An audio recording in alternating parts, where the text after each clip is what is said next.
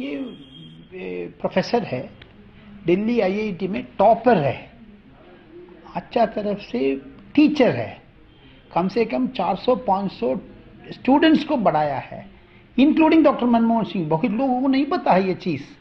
TN. Seshan साहब इनको student थे। जितना भी आज सरकार में है अधिकारी लोग पर, बड़े बड़े पद पर, वो लोग इकोनॉमिक्स डॉक्टर स्वामी से ही पढ़ा है। एंड सेकेंड थिंग, जो हार्वर्ड शॉर्ट कोर्स करने के लिए हार्वर्ड जाते हैं हर समर में, ये साहब ने मुझे खुद कहा एक इंटरव्यू में, डॉक्टर स्वामी कम से कम 30 बार हार्वर्ड इंस्टीट्यूट में जाकर के 30 कोर्सेज किए हैं। ये बड़ा सा इंटरनेशनल प्रोफेसर है। जितना भी उनको इंटरनेशनल रेटिंग पर डॉक्टर सुब्रमण्य स्वामी है, कम से कम 20 में वो 8वां नंबर नहीं तो 9वां नंबर आते हैं साहब। उतना जो अर्थशास्त्री है, अचानक पॉलिटिक्स में आ गया है। उसको पॉलिटिक्स में आने का रूप है इमरजेंसी। इमरजेंसी टाइम पर डॉक्टर स्वामी ने पार्लियामेंट में आकर के इंदिरा गांधी के सामने चुनौती दे करके, ओम मेहता साहब उस टाइम पर बहुत तकड़ा होम मिनिस्टर थे, उनको भी उंगली दिखा करके उन्होंने बाहर आया। साहब ने मुझे कहा बिरला मंदिर तक जा करके उधर से पकड़ी बांध करके रेलवे स्टेशन से नेपाल निकल के अमेरिका पहुंच गया है। सो उतना आक्रोश का आदमी है साहब। पॉलिटिक्स में आने में उनको इमरजेंसी, ये लॉन्चिंग पैड थे, उसी में बैठ करके साइमल्टेनियसली उन्होंने जो पढ़ाई गढ़ाई भी कर रहे थे, लेकिन 75% राजनीतिक, 25% पढ़ाई, ऐसे डिवीजन करके साहब ने आगे बढ़ा है। सर, जब वो राजनीति में है तो क्या उम्र थी और किस तरह से उनका राजनीतिक जीवन अब तक का रहा है? अब तक 7 बार एमपी रह चुका है। उनको प्रोफाइल देखेंगे आप, मदुरई से, बॉम्बे से, यूपी से, कर्नाटका से, जिधर जिधर से भी उन्होंने लड़ते थे उनको जीत हुए थे। 7 बार एमपी ये अचानक चीज नहीं है जो आज पॉलिटिशियन से कंपेयर करने टाइम पर उनको इम्पॉर्टेंट श्रेय मैं जानता हूं। मैं 40 साल से दिल्ली में है, उसको एक ही उनको जीत पहुंचाया, वो हिंदी। डॉक्टर स्वामी साहब ने हिंदी अच्छी तरफ से बोलते हैं। हिंदी में जो भी तमिल से, तमिलनाडु से, दक्षिण भारत से आते हैं, जिसने हिंदी पकड़ करके बोले, जैसे मणिशंकर साहब, जैसे रंगराजन कुमार मंगलम, जैसे जो भी बड़े बड़े नेता थे, जिसको हिंदी पकड़ में आ गया, वो रोशनी उसको अच्छा था, उनको भाव, उनको रूप, उनको जो श्रेय हिंदी के वास्ते। स्वामी साहब हिंदी अच्छा बोलते हैं, इसीलिए उनको नॉर्थ इंडिया में श्रेय है। उसी को बाद जो डॉक्टर स्वामी बॉम्बे से लड़ने टाइम पर एक मीटिंग पर मैं जा करके उनको भाषण सुना था। उनको भाषण से ये आरएसएस से, राष्ट्रीय स्वयंसेवक संघ से कैसे ये जुड़ा हुआ है, बहुत ही नजदीक था। आजकल जो अद्वानी साहब का जो अनदर लाइन 3rd और 4th रैंक लीडरशिप का जो बीजेपी में, जनसंघ में लेने वाले थे डॉक्टर स्वामी, लेकिन उनको जो नेगेटिव फीलिंग्स लीडरशिप को ऊपर आ करके अलग जाके 1982-83 में जो जनता पार्टी का ये स्थापना करके अलग वो किए हैं। जो 20-30 साल का उनको राजनीतिक है, वो पॉजिटिव एलियर, नेगेटिव पीछे। मैं नेगेटिव नहीं कहेंगे, लेकिन उनको रियल राजनीतिक पता लग गया।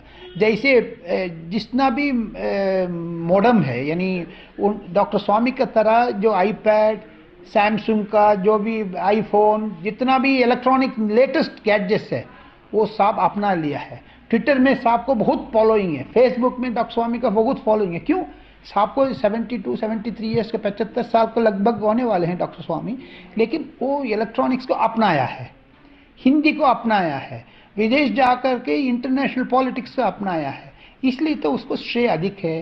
पॉलिटिकल रूप में उनको इतना प्रकाश में आया है, इतना रोशनी में आया है, ये 3-4 कारण है। डॉक्टर स्वामी को अपॉर्चुनिस्ट मानते हैं जब उनको लगता नहीं ऐसे नहीं, ऐसा उनका करियर मैं नजदीक से देख के, मैं पत्रकार रूप में ऐसे इस्तेमाल नहीं करना चाहते हैं, क्योंकि अपॉर्चुनिस्ट अलायंस में साहब नहीं जाते। ही गोज फॉर अ किल, जो भी करेंगे एकदम पीछे पड़ेंगे। जैसे आर वेंकटरामन साहब का, उनको एक बार टक्कर लिया आर वेंकटरामन साहब ने, जनवरी 25 नहीं तो 26 तारीख को जो रिपब्लिक डे पैरेड में भी जाने वाले थे, उस टाइम पर डॉक्टर स्वामी ने जा करके एक फाइल दिखाया प्रेसिडेंट का और वेंकटरामन। उस टाइम पर कानून मंत्री थे डॉक्टर सुब्रमण्य स्वामी, चंद्रशेखर साहब को सरकार में। 31 तारीख जनवरी यानी 5 दिन को अंदर अंदर एकदम वो सरकार को टॉपल किया डीएमके सरकार का, क्योंकि वो लिट्टे से संपर्क है करुणानिधि साहब ने। उन्होंने जो उस टाइम का जो अभी वेस्ट बंगाल गवर्नर है एम के नारायण साहब, उस टाइम पर डायरेक्टर इंटेलिजेंस ब्यूरो थे, उन्होंने टेप सुनाया है प्रभाकरन साहब से। करुणानिधि साहब ने जैसे बात कर रहे उस टेप को सुनाने के बाद कैबिनेट को डॉक्टर सुब्रमण्य स्वामी ने सुनाया उसको। फिर उस सरकार को डिसमिस करने के लिए कैबिनेट रेजोल्यूशन किया, उसमें वेंकटरामन साहब ने दस्तखत मना किया, करेंगे नहीं है करके।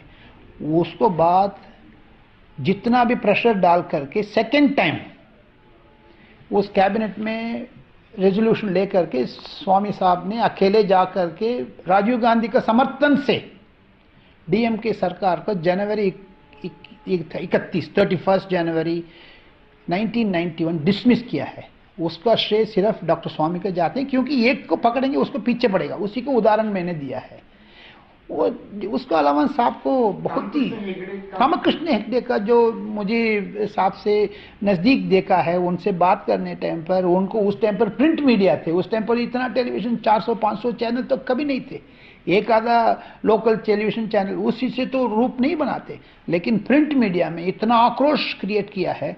उसको एक डिप्टी चीफ मिनिस्टर थे, होम मिनिस्टर थे एच.एस. पाटिल, उनसे डॉक्टर रामकृष्ण हेगड़े ने बात करने टाइम पर उसको टेप करा करके उस टेप को प्रेस कॉन्फ्रेंस में रिलीज करके लोकल असेंबली का रुकवाया, प्लस रामकृष्ण हेगड़े को इस्तीफा मांगा है वो लैंड डील में। उसको बात ही कुलदीप कमीशन सेटअप किया है। कुलदीप कमीशन में साहब ने जा करके आर्ग्यूमेंट किया, रामकृष्ण हेगड़े को इतना ऐसे तैसे किया है इन्होंने, वो लोकल पॉलिटिक्स में जा करके करते हैं। एक आदमी को पकड़ेंगे उसको पीछे ही पड़ते रहेंगे साहब ने। तमिलनाडु पॉलिटिक्स में उनका कैसा रोल रहा है अब तक? किस किस के साथ उन्होंने अलायंस किया, कैसा अप डाउन? जयललिता को साथ अलायंस किया है। जयललिता को जो बिठाने में किसी लोग को ये भी नहीं पता है, जो इंटरनल पॉलिटिक्स में जुड़ा हुआ, हमें उस टाइम पर रिपोर्टिंग करते थे तमिल पेपर दिनमणि का, सुब्रमण्य स्वामी का अटल बिहारी वाजपेयी ने मना किया, मैं नहीं लूंगा इसको, लेकिन जयललिता ने सुब्रमण्य स्वामी को वित्त मंत्रालय दो, नहीं तो मैं समर्थन नहीं करूंगी करके चिट्ठी नहीं भेजा, राष्ट्रपति का समर्थन का चिट्ठी। लेकिन वाजपेयी साहब ने उसको, मैं प्रेस कॉन्फ्रेंस में अटेंड किया था, बाहर आकर के वो चिट्ठी आई है करके वो गाना भी गाया वाजपेयी साहब ने, क्योंकि वो जयललिता का चिट्ठी समर्थन हो गया। उस टाइम पर सरकार बनी 1998 को, मैं कहानी कर रहा है। उतना जो टाइट रोप वॉकिंग सिर्फ स्वामी कर सकते हैं, बाकी कोई नहीं कर सकते। उनकी जनता पार्टी के बारे में बताइए। एक ही नाम सिर्फ सुनने को आता है, वो जनता पार्टी का नाम ही नहीं, क्यों किस तरह से वो अकेला 1977 में जो मोरारजी देसाई साहब को अध्यक्षता में जो जनता पार्टी सरकार बनी, उस टाइम पर डॉक्टर सुब्रमण्य स्वामी का मोरारजी भाई ने एक अच्छा मंत्रालय देने के लिए तैयार हो गया था। उसको बीजेपी में आजकल नेता है, उस टाइम पर वाजपेयी अद्वानी साहब ने मना करते थे, मोरारजी देसाई फर्स्ट इनको नहीं लिया है। उस टाइम पर अलग होने शुरू किया है। 1979 में जब चरण सिंह साहब आने के बाद वो सरकार, जनता सरकार टॉपल हो गया, उसको बाद साहब ने जनता पार्टी को अपनाया है, बाकी लोग भारतीय जनता पार्टी करके वो अलग बन गया 1979-80 में। इसलिए तो जनता पार्टी 20-30 साल से है। वो organisation structure, organisation, everything one man show को तरह दिखाते हैं, लेकिन उनको संगठन इधर उधर है। लेकिन इनको ये जो आइडियाज है, इनको जो सिद्धांत है, उसको वेलकम करने के लिए भी समर्थक बहुत लोग हैं। इनका संघ से जुड़ा कब से है? बहुत 59-58 से जुड़ा हुआ है। साहब को किताब है, उस किताब में मैं पढ़ा है, जो श्याम प्रसाद मुखर्जी, दीनदयाल उपाध्याय टाइम से ये आरएसएस से जुड़े हुए हैं। जो जनसंघ का जो बालराज मतोक थे, उनको नेक्स्ट डॉक्टर सुब्रमण्य स्वामी थे, उसको बाती वाजपेयी, उसको बाती अद्वानी साहब आ रहे थे। उस टाइम पर इतना सीनियर थे, लेकिन कोई पर्सनालिटी डिफरेंसेस में, ओपिनियन डिफरेंसेस में साहब बाहर आ गया था। वो पॉलिटिक्स हिंदुत्व से शुरू किया है साहब ने, पॉलिटिक्स जोड़ा हुआ है। कम से कम 17 नहीं तो 18 बार साहब ने चाइना जाकर के भी हिंदुत्व के बारे में बोला है। उधर चाइना, एक पॉलिटिशियन है आज इंडिया में चाइनीज भाषा बोल रहे, वो सुब्रमण्य स्वामी है। किसी को ये भी नहीं पता है, डॉक्टर सुब्रमण्य स्वामी चीन भाषा बोल सकते हैं। So, 2G मामले से उनका जुड़ाव कैसे है, कैसे वो 2G मामले में 2005-2006 से ये नज़दीक देखा है। डॉक्टर सुब्रमण्य स्वामी का एक आदत है, वो नज़दीक देखने में, उनको 75 साल 74-75 ईयर्स का है। उनको एक ही आदत है, अध्ययन करते हैं, उसको पढ़ाई करते हैं। जो भी डॉक्यूमेंट है, डॉक्यूमेंट होने के बाद जो वेरियस सोर्सेस से आपको डॉक्यूमेंट मिलते हैं, उसको स्टडी करके एकदम कोर्ट में दाखिल कर देते हैं कोई याचिका। उसी से जो दूसरा डॉक्यूमेंट आएगा वो लगा करके उसको पॉलिटिकल ट्विस्ट देने में डॉक्टर स्वामी 2G का अपनाया है। 2G का डॉक्यूमेंट देखा, 2G का जो मामले में पैसा किधर जा रहा है किधर नहीं जा रहा है करके उनको इंटरनल इंफॉर्मेशन से पता लग गया।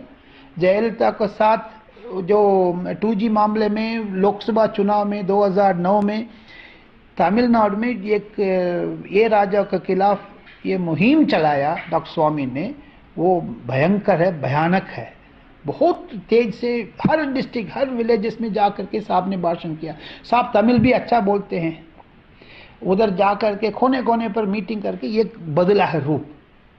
आज की Jayalalithaa madam chief minister Tamil Nadu में, उसमें 50% से डॉक्टर स्वामी के जाते हैं, क्योंकि ग्राउंड वर्क किया है स्वामी ने। वो 2G मामले के बहुत किया। एक्चुअली आपने कोर्ट में जाओगे, एक सोर्स से दूसरा सोर्स अपने आप आ जाएगा, किसी में तो अफेक्टेड पार्टी जरूर होगा। उन्होंने जा करके इसको डॉक्यूमेंट दे सकता है, बात कर सकता है, उसी से केस डेवलप करती है साहब ने। इसीलिए 2G केस बहुत भयंकर रूप लिया है। साहब ने सुप्रीम कोर्ट में जा करके सिर्फ डॉक्टर स्वामी साहब का केस में 65 साल डेमोक्रेसी जुडिशियरी में फर्स्ट टाइम प्रधानमंत्री कार्यालय को नोटिस भेजा है सुप्रीम कोर्ट में।